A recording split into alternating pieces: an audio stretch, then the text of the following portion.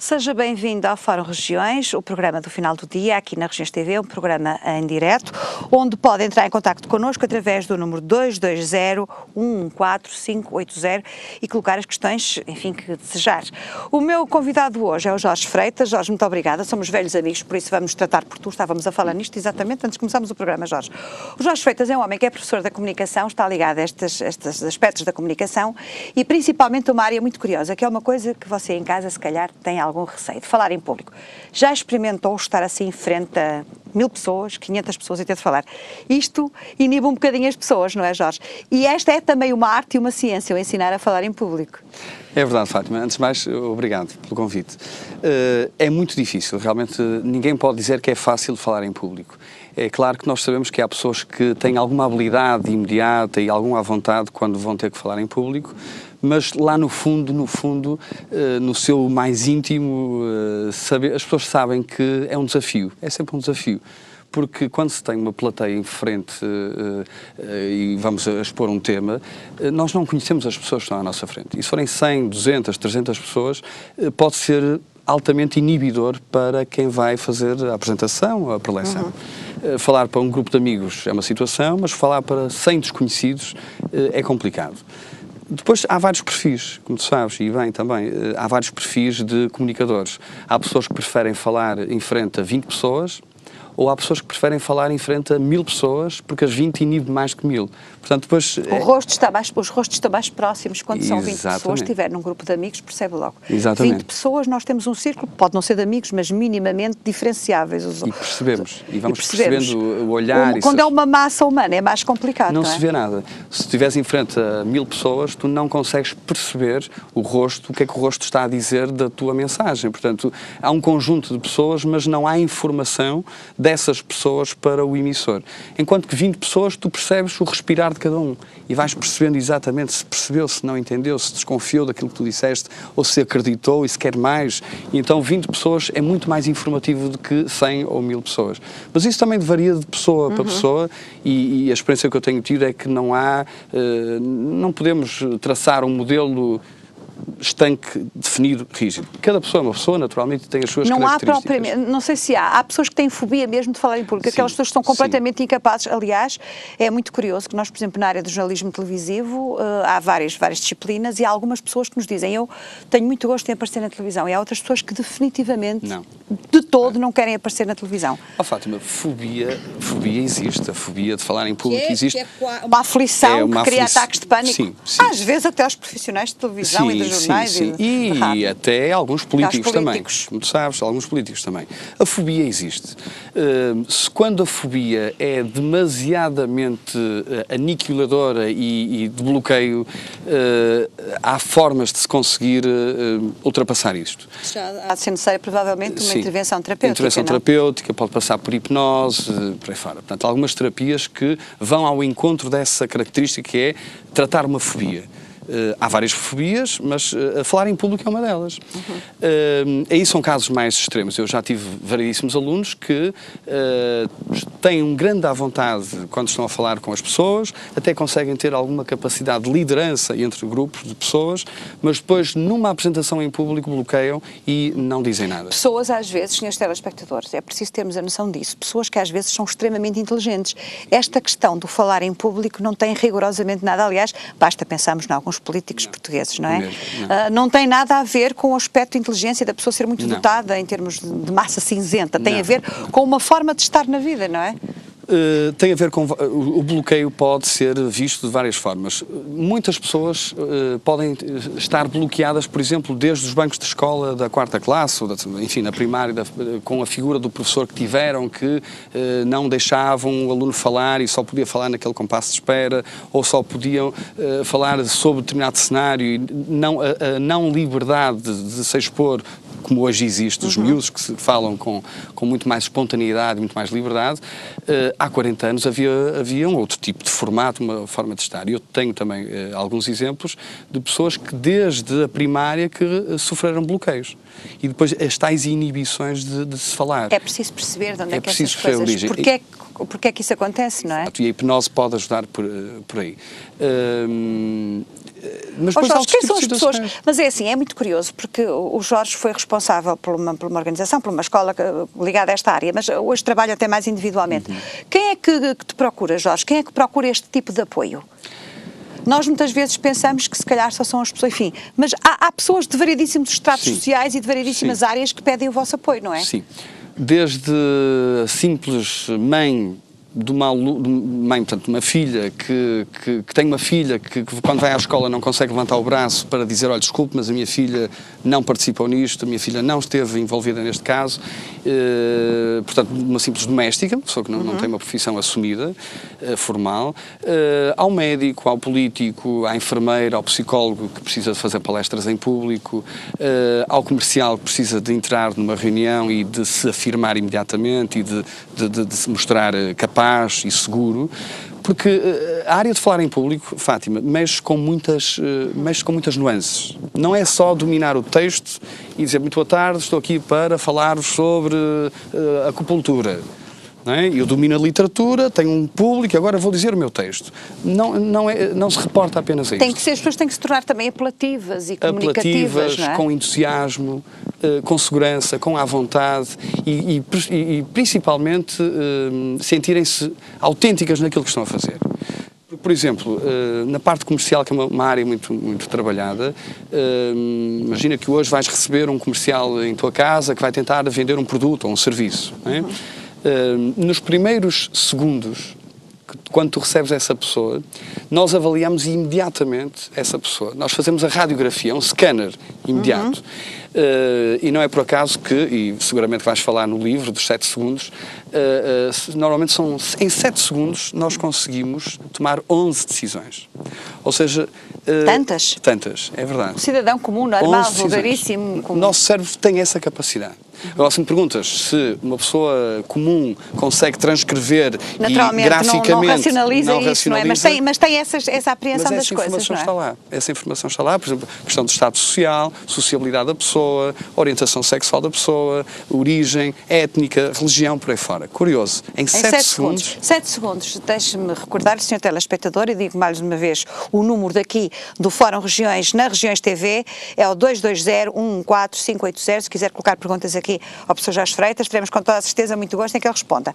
Mas este livro, estes 7 segundos, é exatamente uma publicação, e nós temos até aqui o facsímile da publicação, que tu vais lançar em breve. Porquê é que surgiu estes 7 segundos tão importantes? Pois, falamos nos 15 minutos, os minutos da fama, nos segundos da fama, mas estes 7 segundos, o que é que isto quer dizer?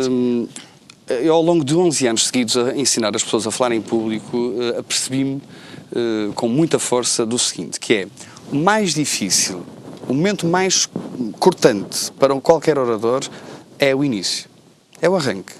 Porque é quando a adrenalina está toda exposta, a corrente sanguínea está totalmente num turbilhão e, portanto, em que a respiração começa a ser difícil, algumas inseguranças surgem, algum sentimento até de inferioridade surge. Então, um orador, quando tem que apresentar um produto, o tal comercial que entra pela porta e que vai tentar vender o tal produto, não é?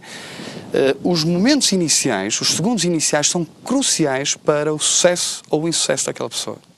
É a afirmação da personalidade quem vai, também é isso? É a afirmação da personalidade e, no fundo, é um marketing pessoal, Fátima. É tu abris a porta a alguém, olhares para aquela pessoa e fazes 2 leituras. Ou recuas ou avanças. Não é? Ou recuas, deixa ver o que é que este senhor tem para me dizer, ou deixa-me ver o que é que este senhor tem para me dizer. Totalmente diferente. Ou é aquela situação, vamos lá ver se eu sei explicar isto, daquelas pessoas que chegam à nossa casa e que têm um livro, que eu fujo logo, não é? Eu, provavelmente em casa também faz a mesma coisa. Digo logo, não, muito obrigada, estou com imenso que fazer. Ou então, alguém que nos chega à casa e que nós percebemos que há qualquer coisa ali diferente. E que tu vais acolher. É isso, não é? E que tu vais acolher. Com um orador passa-se o mesmo.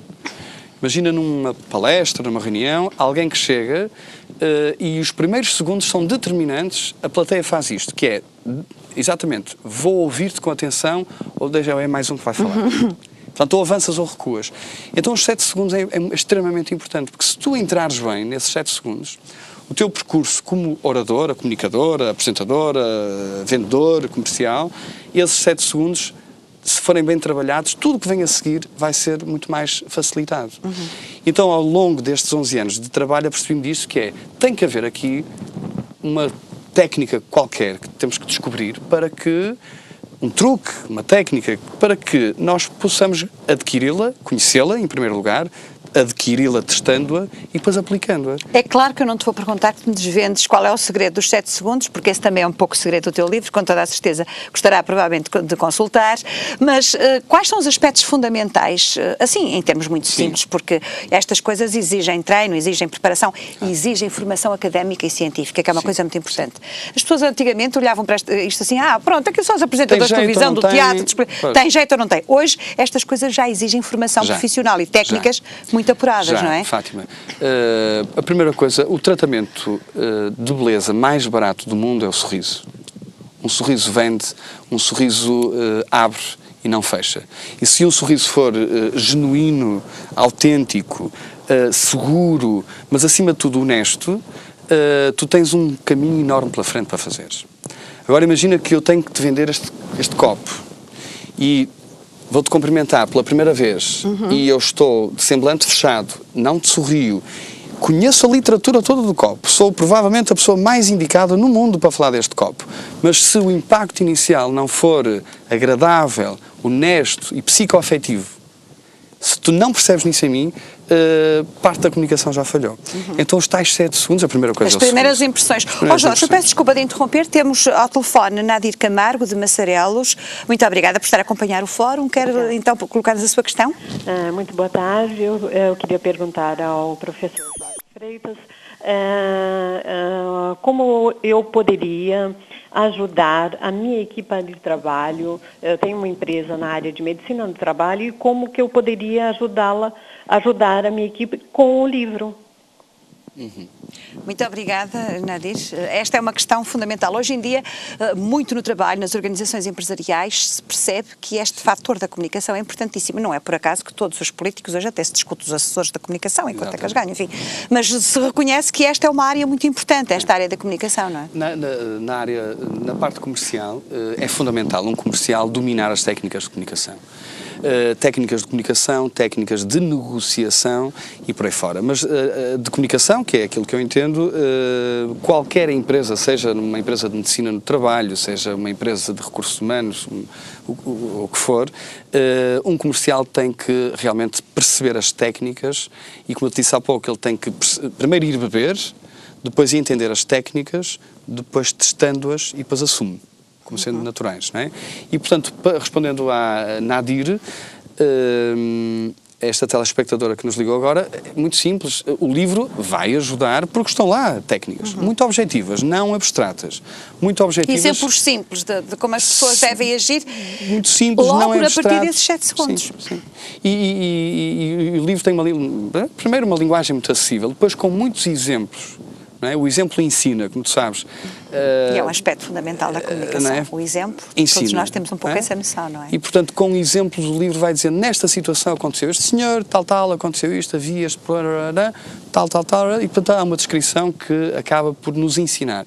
E depois há técnicas objetivas que vão ao encontro. Portanto, a parte comercial é isso é decorrente também, importante. digamos, de uma grande experiência que tu tens nesta área. Eu vou cometer aqui uma inconfidência, porque o Jorge não se fica por aqui, não se fica aqui por Portugal, vai dentro de pouco tempo também para o Brasil, onde já fizeste, aliás, trabalho nesta área e onde vais continuar também este tipo de trabalho, não é? Eu faço... Isto é uma coisa que exige um aperfeiçoamento constante. Sempre, sim, mesmo a nível de formação, tento estar, há uma área que já te vou falar daqui a pouco, que é a sinergologia, que é muito recente e, portanto, temos que estar, obviamente, sempre a par de tudo nesta área, tentar informar-me ao máximo. O Brasil surgiu como uma oportunidade de fazer treinos de alta performance precisamente nesta área da comunicação, que é grupo de pessoas estão um dia inteiro, um dia intensivo, a trabalhar a comunicação. Desde a saudação de alto impacto, as pessoas cumprimentam-se com técnicas. Eu coloco 25 pessoas a cumprimentarem-se umas às outras com técnicas de saudações de alto impacto e depois eu pergunto qual foi o cumprimento que vocês gostaram mais. Porque o aperto de mão é logo uma das coisas. E tem técnica, isso, não é? O aperto de mão tem técnica. Nós fazemos isto porque vimos, ensinaram-nos, mas não há um tratado sobre o aperto de mão. Mas o aperto de mão tem técnica. Não é? O aperto de mão são 3 vezes. 1, 2, 3. Mas a partir daqui eu posso ir muito mais além. Se eu quiser, por exemplo, convencer-te a alinhar na minha ideia, eu posso apertar a mão e fazer-te isto, Fátima, conto contigo. Não é? Ou então o último a tocar no braço, não é? Em termos de liderança, de domínio. Quem é o mais importante aqui? Sou eu ou és tu? Então sou eu, Fátima, tal. É a posição de dominância. Isto é muito curioso, nós aprendemos isto, deixem-me fazer-lhes uma pequena confidência, nós aprendemos isto em comunicação para técnicas de televisão, que o entrevistador deve ficar na sombra e o entrevistado deve ficar debaixo das luzes, porque fica mais exposto logo, tem menos capacidade de defesa. Isto são aspectos muito curiosos que hoje se ensinam. Mas tu estavas a falar aqui num grande palavrão que é a sinergologia, que tem a ver com uma série de televisão que eu acho imensa graça, que é o Lie to Me. Portanto, faz favor de explicar o que é isto da sinergologia. Sinergologia, há um senhor francês estudioso, Philippe Durocher, que é o pai da sinergologia.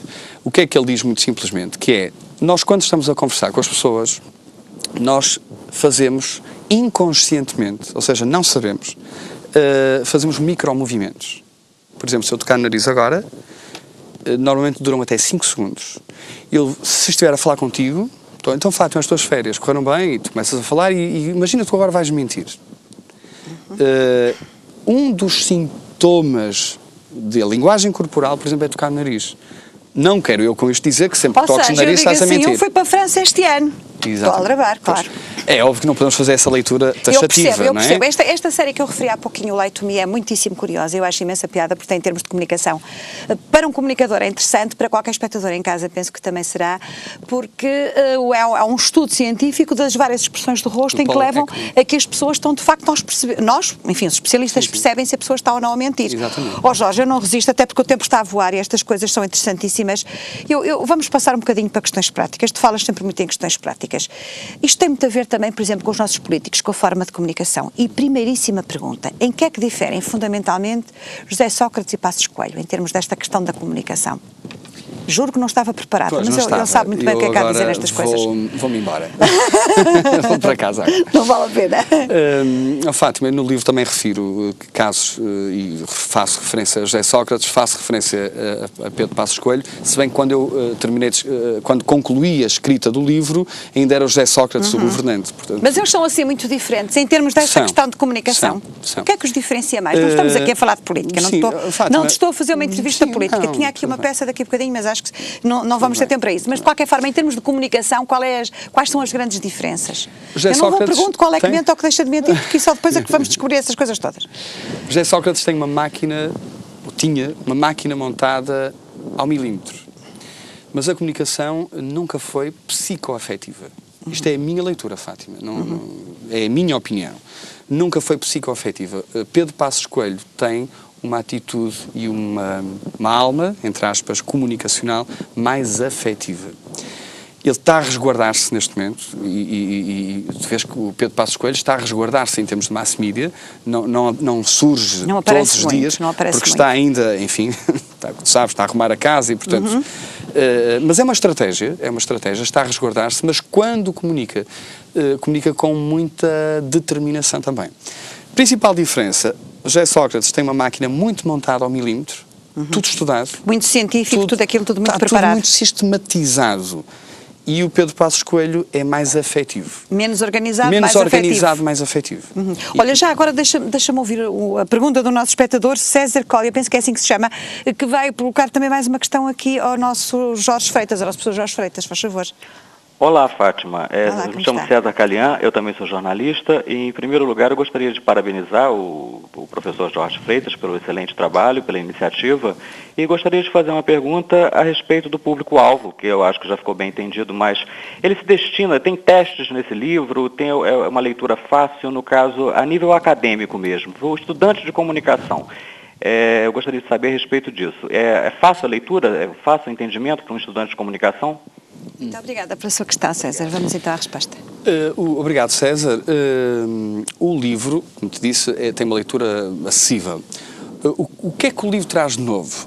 A questão da sinergologia, porque é recente. Portanto, aqui os sinais que o corpo dão, em termos assim, os tais micromovimentos, aqueles movimentos que eu não sei... Quais involuntários que nós fazemos. Estou a coçar a orelha sem saber que estou a coçar a orelha, não é? Mas cocei. Portanto, depois há uma série de as chamadas ASATs, que são associações de atitudes. Eu não posso dizer que com o nariz mentiu, porque tem que haver no mínimo 8 associações de atitudes. E o nosso corpo está cheio de pontos que depois nos denunciam e depois consegue-se. o caso McCann. O caso McCann. Estariam a mentir o casal McCann, da miúda que desapareceu? Sim. Qual que foi? Tens alguma ideia sobre isso? Vou dar uma opinião formal. Em privado, dar-te-ei a minha opinião, em público não.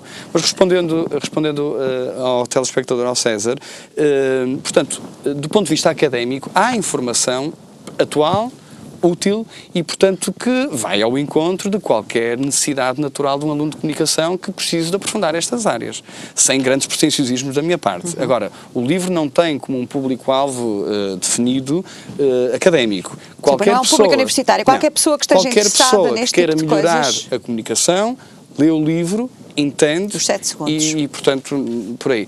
Mas o mundo académico é permeável porque os não faria próprios sentido professores mesmo professores universitários sentem muito bem isso, em termos de comunicação, até porque naturalmente estão mais sensibilizados, sabem muito bem quais são as reações dos alunos, que já nem sequer são miúdos, são públicos diferentes, não é? Uma coisa é os miúdos das primárias, do secundário, depois outra coisa é dos universitários, que também não são nada fáceis, diga-se de passagem. Bom, voltando um pouquinho, porque de facto esta curiosidade também aguça ao engenho, esta questão do casal McCann, e obviamente, sem estabelecermos aqui quaisquer juízos de valor ou de direito. Eu não vou dar a minha opinião, quais são os aspectos que tu achaste mais curiosos de estudar? Segundo a sinergologia,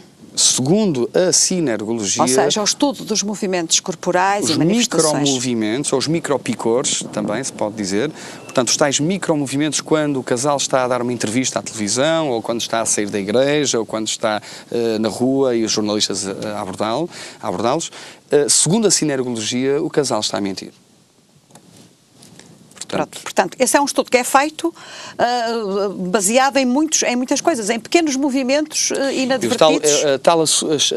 As tais associações de atitudes. Portanto, todos nós temos a nossa percepção. Eu acho que ele está a mentir e tal. Não sabemos sistematizar. Não percebemos, não sabemos racionalizar. Não sabemos racionalizar e fazer... Porque pensamos isto ou aquilo, não é? Agora, a sinergologia está estudado. É muito curioso esse aspecto. Pronto, isto entra nas neurociências.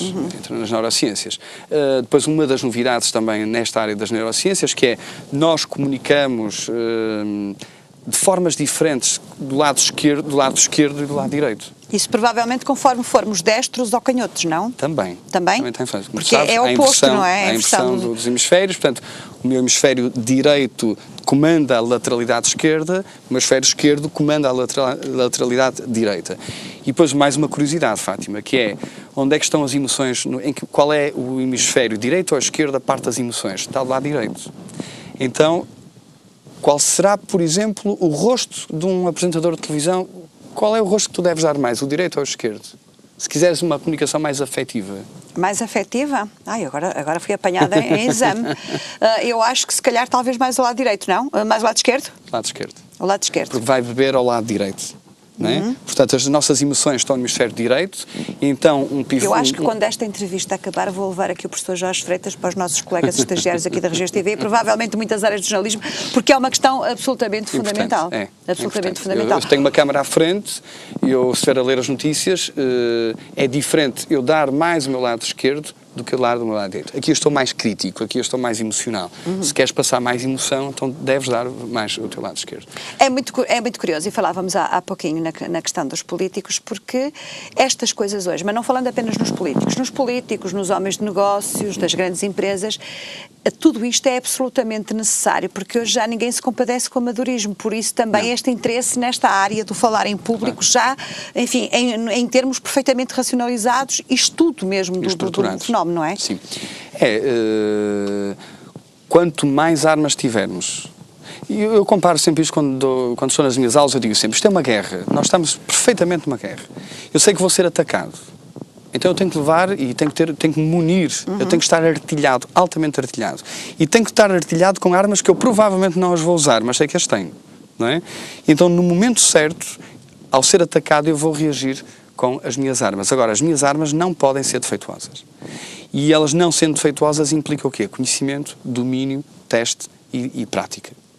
E depois aquele ditado samurai que diz nós só aplicamos verdadeiramente a técnica quando nos esquecemos dela. Ou seja, isto implica técnica, prática. Ou seja, acabamos por interiorizar. Quando eu me esquecer é quando eu estou a fazer um aplicar. altíssimo treino para estas Exatamente. coisas, Exatamente. coisa que às vezes não parece, mas é verdade. O Jorge falava há bocadinho nesta questão, por exemplo, do ex-primeiro-ministro de ter uma prática de comunicação realmente muito racionalizada, porque tinha uma equipa altamente preparada, mas isso também acontece, por exemplo, eu tenho a noção que isso acontece, por exemplo, com alguns grandes empresários, enfim, escuso-me de citar agora, mas estou-me exatamente a lembrar de um deles, que aqui há uns anos atrás falava de uma determinada maneira e hoje fala de uma maneira completamente diferente. O Sr. Presidente da República não se zangará comigo com toda a certeza, mas o próprio Presidente da República, a expressão facial da primeira vez que foi eleito, eu ainda me lembro muito bem da fase inicial da campanha, a postura, nariz, uma pessoa magríssima que tinha, por exemplo, com uma face muito angulosa, mas depois tudo isso foi trabalhado. Estas coisas hoje em dia... O professor Cavaco Silva teve aulas com a Glória de Matos, com a atriz, o Pedro Passos Coelho teve aulas de canto, não é por acaso. E, portanto, há um trabalho, tem que haver um trabalho ali o professor Cavaco Silva dizia, quando está, por exemplo, tu, jornalista, que sempre foste, quando respondia no primeiro mandato, nos primeiros 4 anos, quando respondia aos jornalistas, respondia já a atacar, tipo, a pergunta era feita, mas ele já estava... Não era as palavras, era a forma como a coisa era feita, não é? O professor tem que sorrir. Ouça a pergunta, mas de uma forma agradável. Tipo, eu vou gentilmente, e ainda bem que fizeste essa pergunta. A ideia que tenho que passar é esta. Então foi ensinado, obviamente, e o professor Cavaco Silva teve esse tipo de aulas, o Jorge Sampaio também, mais a nível do discurso, da linguagem, as palavras.